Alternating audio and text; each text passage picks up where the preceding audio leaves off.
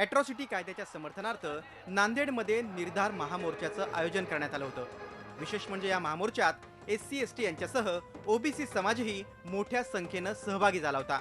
Atrocity कायदा अधिक बळकट करावा, ॲट्रॉसिटी कायद्याची अंमलबजावणी करण्याचं नोटिफिकेशन महाराष्ट्र सरकारनं काढावं, OBC समाजाच्या आरक्षणाला धक्का पोहोचू नये यासह अनेक मागण्या या मोर्चात करण्यात आल्या।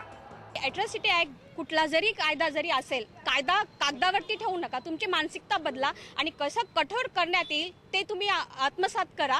आणि मला असं वाटतं ॲट्रॉसिटी ॲक्ट कठोर करण्यात यावे। सरकारला हे सांगायचं आहे की हा जो ॲट्रॉसिटी कायदा आहे तो शोषित वर्गाच्या संरक्षणासाठी केलेला कायदा आहे, त्याची कठोरपणाने अंमलबजावणी केली जात नाही, त्यामुळे गुन्हेगारांना शासन होत नाही।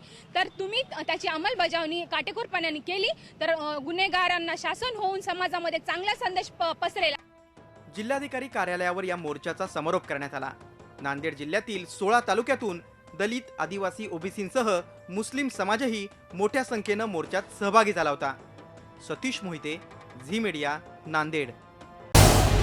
झी 24 तास रहा एक पाऊल पुढे।